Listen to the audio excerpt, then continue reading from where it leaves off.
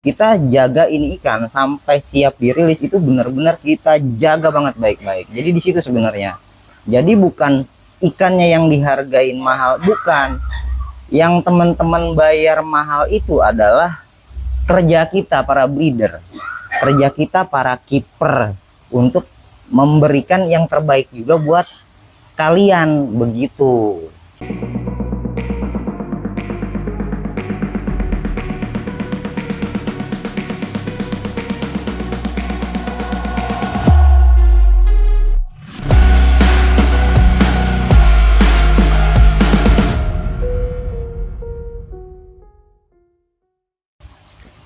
Halo, assalamualaikum warahmatullahi wabarakatuh. Jumpa lagi dengan JP Goldfish Jakarta. Ya, kali ini gua mau jelasin perbedaan antara bahan super dan high quality gitu ya. Jadi kan teman-teman suka ada yang tanya tuh, Bang, apa sih perbedaan bahan super yang dirilis JP dengan high quality-nya? Perbedaannya di mana? Kok harganya agak sedikit berbeda? Jadi di sini gua jelasin ya ke teman-teman, maksudnya kalau seandainya teman-teman cari bahan baby kualitas super dan high quality, jelas ada perbedaannya 11-12. Karena itu juga di situ akan gua bedakan harganya. Kenapa super lebih mahal? Pertama, ya namanya bahan super itu setiap batch itu nggak banyak gitu loh. Kadang-kadang teman-teman breeder juga pun ngerasain hal yang sama yang gue alamin gitu. Jadi mungkin dalam satu bed kita bisa dapat 10 sampai 30%. Itu 30% aja kalau memang lagi hoki kan gitu. Nah, di samping itu saat proses membesarkan ikan yang kita anggap berkualitas ini juga kan membutuhkan perawatan yang khusus gitu ya.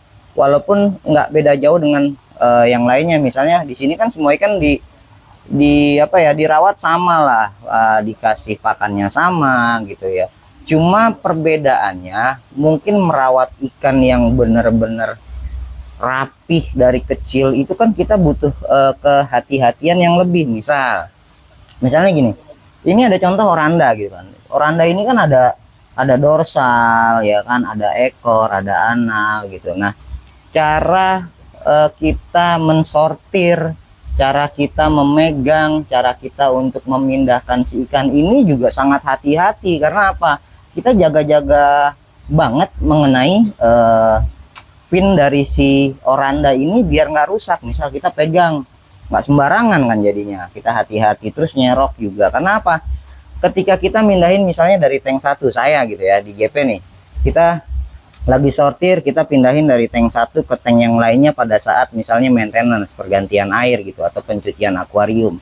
Lah kita gitu kan hati-hati banget. Nah, di situ yang sebenarnya gua itu menganggap ya ini memang ikan yang punya harga nilai lebih. Karena apa? Kita pun menjaga si ikan ini sampai siap rilis itu dengan di samping kehati-hatian yang tinggi, perawatan yang ekstra juga.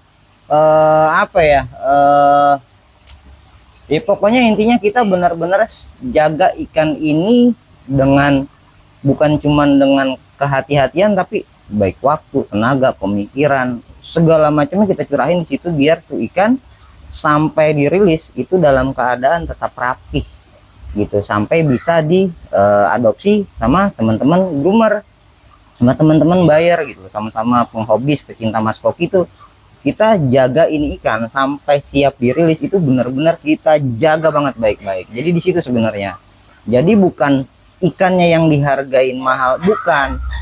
Yang teman-teman bayar mahal itu adalah kerja kita para breeder, kerja kita para keeper untuk memberikan yang terbaik juga buat kalian begitu.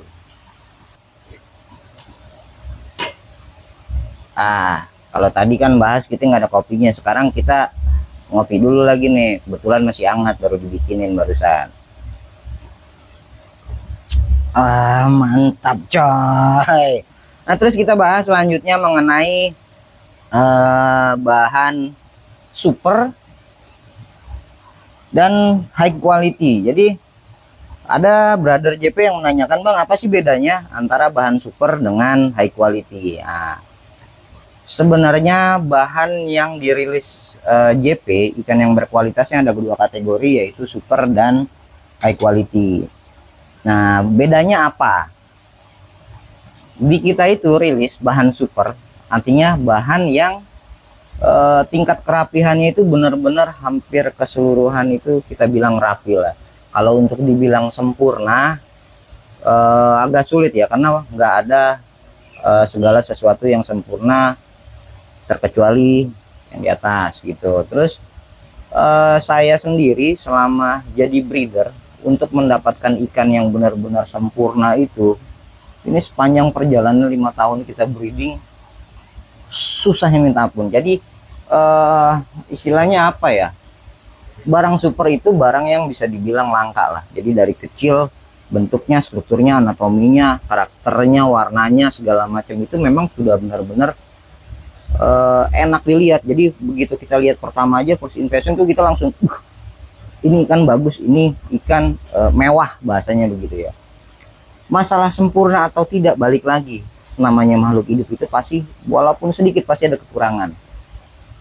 Cuman kita nilai bahan super ini adalah bahan yang lebih mudah di groom untuk para penghobis gitu ya, para groomer. Jadi kita siapkan ikan yang memang dari segala baik bentuk anatominya gitu, kerapihannya, segala macam itu memang yang lebih unggul daripada teman-teman satu batch lainnya.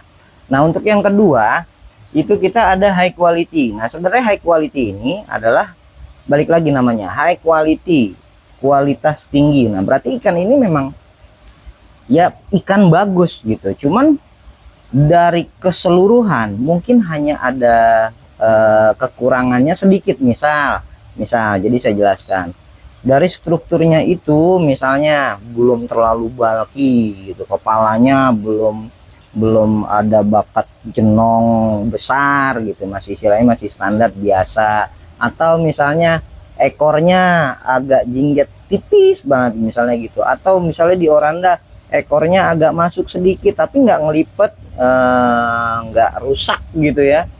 Kondisinya semuanya rapih, cuman ada minus sedikit. Misalnya yang saya bilang tadi, begitu saat dia sprint, misalnya ikan itu kan kadang yang dibilang super itu kan memang harus semuanya balance.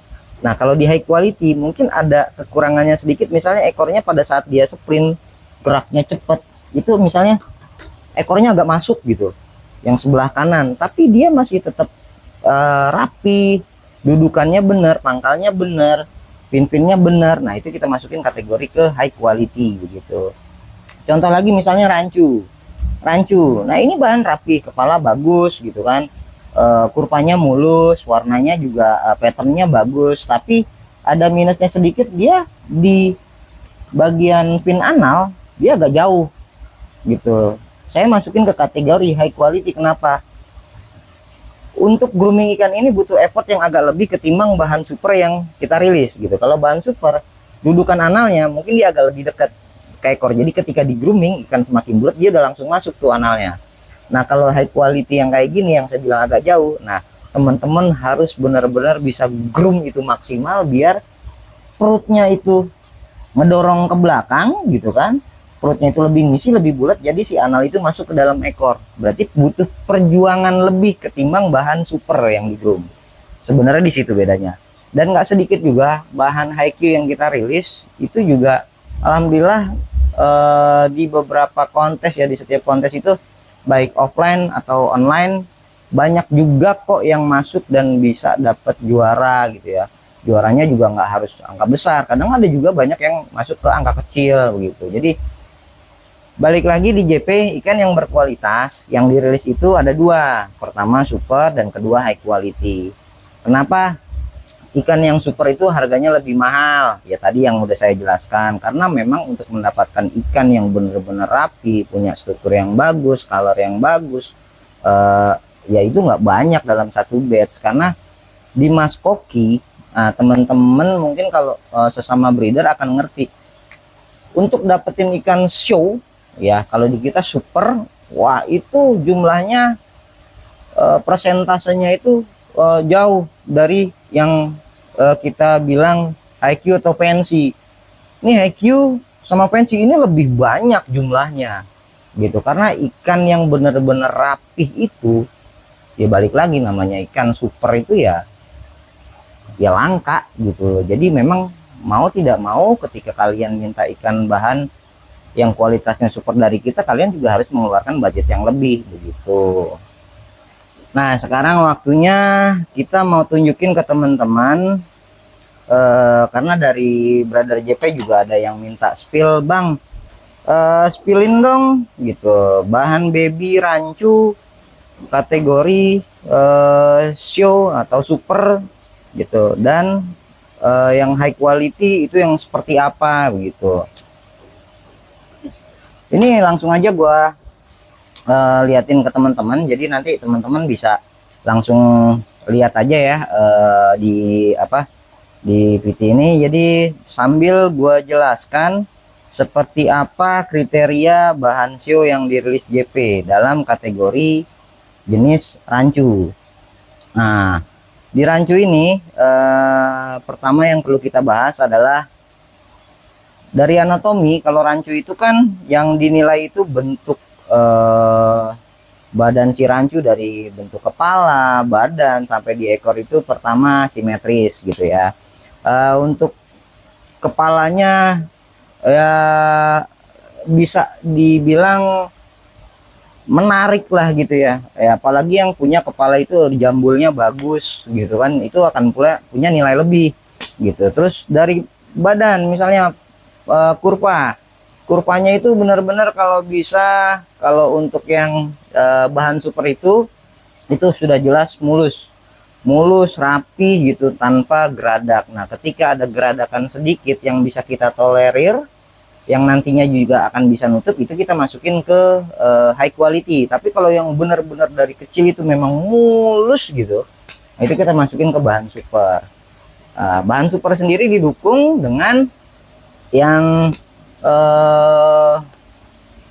aksesoris lainnya itu mendukung untuk kategori ikan yang layak disandangkan dengan bahasa super. Misal ekornya rapihnya benar-benar rapih, nggak jingget, besar ekornya bagus gitu. Jadi nggak, kalau di kontes itu kan nggak boleh terlalu kecil gitu, dan juga nggak bagus, nggak enak juga dilihat kalau terlalu besar. Jadi proporsional lah antara kepala dan ekor juga badan itu bentuknya enak. Jadi kalau di rancu itu kalau first impressionnya kita ngelihat dari jauh, ngelihatnya bentuknya aja udah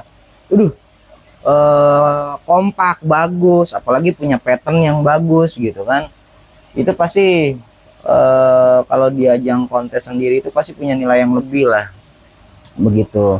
Nah kalau untuk yang Haikyuu tadi udah jelaskan sedikit. Pertama misalnya kurvanya itu agak sedikit ada geradak gitu. Terus juga yang tadi sebelumnya disebutkan analnya agak terlalu jauh gitu dari dudukan ekor begitu. Tapi dari keseluruhan baik show, super gitu ya, terus high quality, artinya yang dirilis JP adalah benar-benar ikan yang memang punya kualitas yang lebih dibandingkan dengan pensi. Nah kalau perbedaannya dengan pensi pasti agak sedikit mencolok. Namanya pensi itu pasti sudah ada minus. Nah tapi pangsa pensi ini juga punya pasar tersendiri ya. Basic pensi sebenarnya nilai jualnya adalah di ikan itu lucu. Ikan itu lucu, ikan itu gemuk gitu. Misalnya ikan itu punya warna yang unik, ikan itu punya kepala yang bagus, tapi tidak layak untuk kita masukkan ke ikan yang kualitasnya untuk show, untuk kontes begitu. Jadi udah minus. Misalnya ekornya udah ada lipatan misalnya begitu, terus atau dorsalnya itu bengkok atau keriting ris gitu, atau kepalanya mungkin terlalu botak gitu. Jadi memang di luar konsep atau di luar pakem dari standar penilaian kontes. Nah itu kita kategorikan masuk ke kategori pensi begitu teman-teman. Jadi buat teman-teman yang baru mau belajar grooming, cari bahan yang bagus itu seperti apa, bisa disimak tadi kan penjelasan dari saya mengenai bahan super dan bahan high quality gitu. Sebentar ada kapal lewat. tapi semoga tetap jelas suaranya ya. Nah, terus juga kita mau sambung informasi mengenai kontes gitu kan, dari teman-teman juga kan nanya kadang-kadang, Bang, jadwal kontes itu adanya tiap kapan? Nah, sebenarnya kalau di tahun-tahun terakhir ini kita bisa bilang, apalagi di tahun 2024 ya, kontes itu sekarang bisa dibilang itu rapet gitu loh. Ya minimal banget 2 bulan sekali pasti ada kontes, baik itu offline atau online gitu. Nah, kalau yang offline, nah ini sekarang Agustus nih, saya bikin konten di Agustus. Nah, di bulan September itu di tanggal 20 sampai tanggal 22 September 2004 di Mikomal Kopo Bandung itu ada kontes. Jadi itu acaranya dari teman-teman Pasundan, anak-anak Bandung. Jadi buat teman-teman yang punya bahan show gitu ya, ikan-ikan show yang udah di groom, udah wah, udah mantep nih, udah bisa fight di kontes, buruan daftarin karena tank yang tersedia itu hanya 400 slot kalau nggak salah. Jadi jangan sampai nggak kebagian slot, teman-teman segera daftarin. Nanti bisa dilihat ke akun dari Pasundan Golfis, di situ ada tuh pendaftarannya kemana, registrasinya, dan nomor teleponnya juga di situ, berapa pendaftaran gitu, terus kelasnya apa aja, kalian bisa langsung kepoin Pasundan Golfis gitu. Untuk offline banyak juga, banyak untuk offline. Untuk online juga banyak juga. Yang sekarang lagi berjalan ini ada Indo Golfis 99, itu sering banget ngadain kontes. Dan juga sekarang keeping kontes juga banyak juga kok. Jadi buat teman-teman yang mau belajar grooming bisa dimulai dari keeping kontes misalnya. Tapi kalau misalnya keeping kontes itu, saran saya pilihlah penyelenggara yang benar-benar menyediakan bahan groomnya itu basicnya benar dulu, jangan terlalu ikan fancy terus yang udah agak, maaf ya istilahnya, kualitasnya di bawah standar untuk grooming. Jadi ketika kalian besarin itu mau bagaimanapun juga hasilnya sampai gede ya tetap nggak enak dilihat gitu. Jadi saran saya kalau mau ikutin keeping kontes, pilih penyelenggara yang benar, yang bagus, jurinya juga bagus. Nah, kalau buat teman-teman yang ikutan kontes, ada saran juga dari saya. Namanya kontes itu kan apa ya, ajang silaturahmi gitu, ajang happy-happynya pecinta mas koki Indonesia kan. Jadi jangan sampai ada kata-kata, jangan sampai nanti ada literasi yang apa ya, bikin gaduh seolah-olah penilaian itu nggak fair atau bagaimana bla bla bla. Nah, yang kayak begitu-begitu, gua pribadi gue bilang itu orang-orang yang gue bilang apa ya, kurang literasi lah gitu loh. Juri-juri sekarang itu udah berkompeten kok, jadi nggak perlu takut. Penilaian juri itu semuanya fair. Juri itu bukan cuma satu, ada beberapa gitu kan. Jadi bukan lagi yang, aduh pokoknya gue bingung ngomongnya. Pokoknya buat teman-teman terutama brother JP, tetap kompak, jangan mudah terpengaruh dengan literasi yang nggak benar gitu ya. Dunia kontes sekarang itu sehat, bagus. Jadi kalian wajib deh ikutin biar kalian tahu seperti apa. Jangan cuma asal dengar gitulah, apalagi terprovokasi. Gue paling nggak suka sama orang modelan kayak begitu, karena orang yang kayak gitu justru bukan mengangkat Mas Koki lebih bagus, tapi malah bikin nama Mas Koki itu jelek. Jadi pokoknya buat brother JP, balik lagi, bikin hobi kita itu jadi ajang buat happy lah, ajang nambah pertemanan, silaturahmi gitu ya. Jangan jadikan hobi ini malah jadi kita itu jauh dari kata persaudaraan. Jangan sampai kayak begitu. Jadikan Mas Koki ini adalah ajang kita buat jadi nambah teman ya kan, tambah buat pengalaman. Karena gue sendiri sebagai breeder, gue banyak belajar juga dari Mas Koki, karena Mas Koki ini ngajarin gue disiplin, ngajarin gue kasih sayang, ngajarin gue perhatian. Banyak hal yang gue dapat dari gue bermain Mas Koki. Jadi buat teman-teman, semoga apa yang gue bicarakan hari ini bisa jadi manfaat, ambil positifnya. Dan jika misalnya memang kadang-kadang gue suka ngocol, suka apa, itu memang karakter gue. Buang yang negatif, nggak usah dipakai, tetap ambil positifnya. Semoga bermanfaat. Assalamualaikum warahmatullahi wabarakatuh. Nah.